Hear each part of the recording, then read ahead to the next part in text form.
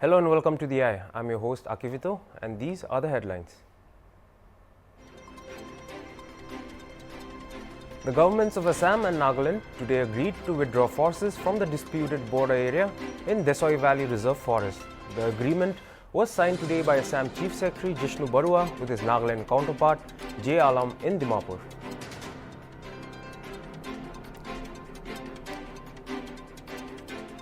India and China are holding another round of high-level military talks with an aim to move forward on the disengagement process in the remaining friction points in eastern Ladakh to end an over 14-month standoff.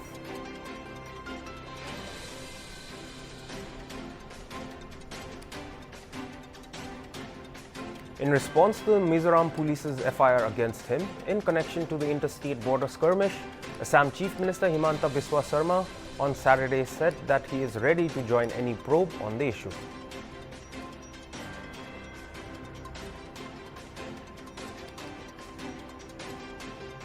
The Delta variant of the COVID-19 virus is causing a sudden surge in cases in China, with 15 cities, including the capital Beijing, reporting clusters of positive cases.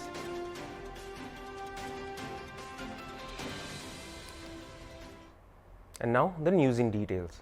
The governments of Assam and Nagaland today agreed to withdraw forces from the disputed border area in Desoi Valley Reserve Forest. The decision to withdraw forces was taken after a meeting of Assam Chief Secretary Jishnu Barua with his Nagaland counterpart J. Alam in Dimapur. A meeting was held on Saturday between the Chief Secretaries of Assam and Nagaland with the aim to resolve the ongoing impasse on the Assam-Nagaland border in the Desoi Valley Reserve Forest. After detailed deliberations, various decisions were taken. It was decided that the government of Assam and the government of Nagaland shall withdraw their forces, weaponry and structures, permanent and semi-permanent, from Jankhana Nala near Ausendan village area in Desoi Valley Reserve Forest. The disengagement of forces will start simultaneously from both sides of Vikuto village area and Kheremia tea estate. They shall remove all the bunkers, tents, infrastructures. The huts, which are constructed by the encroachment of forest area by some Naga villagers in front of the Assam camp, shall be removed forthwith. In view of the protection of the reserve forest area, Assam Forest Department will be allowed to establish a watch post in the area. In the meeting, Assam and Nagaland decided that they will jointly monitor the area by patrolling and surveillance using UAV, unmanned aerial vehicle. However, Assam forest officials will continue their patrolling in the area. It was further decided that the RCC bridge over the river of Jankhana constructed recently from Nagaland side shall be dismantled immediately to prevent unauthorized free movement of people in the reserve forest. As the area is a reserve forest, the entry of civilians will be regulated by the jurisdictional forest authorities, and both the states shall discourage movement of people from their side to avoid unnecessary buildup of people, said sources. The development comes days after the border dispute between Assam and Mizoram peaked, and a fierce gun battle between the forces of the two states resulted in the death of 5 Assam police personnel and 1 civilian. 1 injured policeman succumbed to his injuries, later taking the total number of policemen killed to 6. At least 50 people were injured in the incident. A total of 6 companies of the Central Reserve Police Force have been deployed at the site where the policemen died. Owing to incessant rainfall on Friday, massive landslides and mudslips occurred at multiple sites in Phek district, cutting off the road to Phek headquarters on Saturday morning. Travelers flying from Futsero via Khomi are advised to take an alternative road, that is Lanye, for their convenience. Talking to HornbillTV over the phone, Phek Police Superintendent Vesupra Kezo said multiple landslides have occurred between Khomi and Pholami since the wee hours on Saturday. During the time of the landslides, he informed that no casualties were reported, but a vehicle, a mini truck, got stuck in the mudslide near Khomi. The police official informed that road clearance work via Khomi will likely take about 24 hours to clear the road. While the route from Futsero via Lanye Road is also experiencing some landslides, they have been cleared and the routes are usable now. He advised travelers not to take the Phek Khomi Futsero Road due to landslides occurring at various areas. While machinery are already deployed 24/7 to clear the blockades, it was likely to take more than 24 hours to clear it, it is informed. Travelers are advised to be wary of rock slides, landslides and skids which may occur due to fresh cutting of the road. An organization in Manipur, the Samson Polpi General Headquarters, has denounced the actions of the Assam government on July 26 at the Assam-Mizoram border. The Siamsen Polpi issued a statement on July 31 urging the authorities to find a solution without delay. The statement of the Siamsen Polpi stated that the organization condemns the unlawful act of the government of Assam. The organization has urged the authorities in concern to find a settlement without further delay. The entire incident was unfortunate and could have been avoided if the Assam state officials and policemen had not aggressively entered into the territory of Mizoram, the Siamsen Polpi stated. The statement lauded the response of the Zo community in safeguarding the ancestral homeland from intruders. India and China are holding another round of high-level military talks with an aim to move forward on the disengagement process in the remaining friction points in eastern Ladakh to end an over 14-month of standoff. The 12th round of Corps Commander level talks are taking place at the Moldo border point on the Chinese side of the line of actual control (LAC) in eastern Ladakh, they said. The talks started at 10:30 am as scheduled, said a source. India is hopeful of a positive outcome on the disengagement process in Hot Springs and Gogra, the sources said about the talks. The latest round of talks is taking place after a gap of more than 3.5 months. The 11th round of military dialogue had taken place on April 9 at the Chushul border point on the Indian side of the LAC, and it lasted for around 13 hours. The 12th round of military talks is taking place over 2 weeks after External Affairs Minister S. Jaishankar firmly conveyed to his Chinese counterpart Wang Yi that the prolongation of existing situation in eastern Ladakh was visibly impacting the bilateral ties in a negative manner.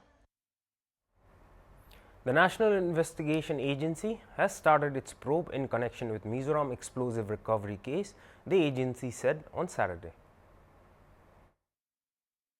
Terror agency took over the probe on Thursday and re-registered the case after the Ministry of Home Affairs (MHA) handed it over to the investigation of the matter. The case was registered at a time when a border dispute between Mizoram and Assam began on July 26. In this explosive case, the Assam Rifles on June 22 apprehended 2 persons and recovered a large haul of warlike stores being smuggled to Myanmar. The recoveries include 3,000 special detonators in 6 cartons, 925 electric detonators in 37 packets, 2,000 meters land of fuse in 4 boxes, and 63 sacks of explosives substances, each sack containing 10 packets each of 2.08 kg of Class 2 category ZZ explosive powder, weighing a total of 1.3 tons. Officials suspected that the explosives were believed to be transported from Mizoram to Myanmar for use by the Chin National Army (CNA) against the Myanmar Army. The operation was carried out by the Serchhip Battalion of 23 Sector Assam Rifles under the Headquarters Inspector General Assam Rifles East in the Farkwan Road Track Junction area in Mizoram based on specific information. The recovered items and apprehended persons were handed over to Dangtalang Police Station and a first information report (FIR) was registered there. Smuggling is a major concern in Mizoram, which shares a long border with Myanmar. A Manipuri feature film on the life of Olympic silver medalist Mirabai Chanu will be produced by COT Film Productions of Manipur.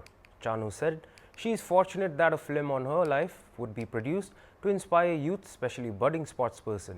Chanu said her struggle has borne fruits. Manaobi the chairman of COT Films, said it would be a realistic film and a new face will be trained to act as Chanu. The entire life of Chanu, beginning from her early days in the village and the journey to the Olympics, will be shown in the film. It is informed. An agreement was signed amongst Chanu, her father Kirti and the film group at the residence of Mirabai, Nongpok Kakching here on July 31st. The film will be directed by C. Meera, while the screenplay and dialogue will be written by Manaobi and produced by R. K. Nalini. The film will be dubbed in English and other major Indian languages, it is informed. The high school leaving certificate examination in Manipur that is conducted by the Board of Secondary Education declared on Saturday evening in the premise of the board at Babupara in Imphal West. Due to the COVID-19 pandemic this year, the examination could not be held in normal arrangements. However, Results were accorded looking at the performance of students in class 9 and other criteria such as online class attendance, etc. A total of 47,208 students registered for the Manipur Class 10 board examinations of 2021, out of which 20,416 boys and 19,438 girls graduated. The Board of Secondary Education Manipur declared the results of Class 10 exams 2021 on July 31, registering a 100% overall percentage. The students can check and download their Class 10 scores from the official website www.bsem.nic.in. Education Minister Sorokhaibam Rajan said the result was declared based on an assessment report submitted by schools. This year, a total of 47,208 students registered for the Class 10 board exams 2021, out of which 20,416 boys and 19,438 girls have got through. Since the Class 10 exam board was cancelled, the BOSEM released the assessment criteria based on which students were marked. According to the criteria, the students were to be marked on their performance in Class 9 and 10. 30% weight was given to Class 9 final results, 50% to Class 10 pre-boards, and the remaining 20% to internal assessment, Rajan said. Students who are not satisfied with their results allocated to them on the basis of the BOSEM's guidelines will be given an opportunity to appear for a special examination, which will be conducted by the BOSEM as and when the prevailing situation of the COVID-19 pandemic becomes conducive to holding the examinations, he added. The Delta variant of the COVID-19 virus is causing a sudden surge in cases in China, with 15 cities, including the capital of Beijing, reporting clusters of positive cases. This is the most widespread domestic contagion since the virus outbreak in Wuhan in December 2019. According to the Global Times, a new wave of COVID-19 cases began at an airport in Nanjing, the capital of Jiangsu province in East China, and has since spread to 5 other provinces, including the Beijing municipality. All flights have been halted in Nanjing after a number of airport employees tested positive, according to the city. The fast-spreading Delta variant has been recorded in 15 Chinese cities. Despite the fact that the number of new cases is still in the hundreds, concerns have been raised about the infections widespread across provinces. Japan on Saturday declared a state of emergency to Tokyo, Saitama, Chiba, Kanagawa, Osaka and Okinawa prefectures and applied priority measures to prevent the spread of COVID-19 to Hokkaido, Ishikawa, Kyoto, Hyogo and Fukuoka prefectures till August 31st. Government of Japan applies the declaration of a state of emergency to Tokyo, Saitama, Chiba, Kanagawa, Osaka and Okinawa prefectures and applies priority measures to prevent the spread of COVID-19 to Hokkaido, Ishikawa, Kyoto, Hyogo and Fukuoka prefectures till August 31st, tweeted PM's office of Japan. This comes as case surge throughout the country. The Tokyo Metropolitan Government confirmed 3,865 new cases on July 29th. The nationwide figure was 10,699. Both numbers are the highest since the start of the pandemic, and even though about 3 weeks have passed since the declaration, there is no sign that the wave of infections is slowing, reported NHK World. For the period until August 31, we have decided to apply the declaration of a state of emergency to Tokyo, Saitama, Chiba, Kanagawa, Osaka and Okinawa prefectures and to apply priority measures to prevent the spread of the disease to Hokkaido, Ishikawa, Kyoto, Hyogo and Fukuoka prefectures, said Prime Minister of Japan Yoshihide Suga. Tokyo and Okinawa states of emergency were originally set to expire on August 22. The measures, which already covered the Olympics and mid-August Obon holiday, now extend to part of the Paralympics, which will start on August 24th and end on September 5, reported NHK World. Congress leader Rahul Gandhi was administered his first dose of COVID-19 vaccine on Wednesday.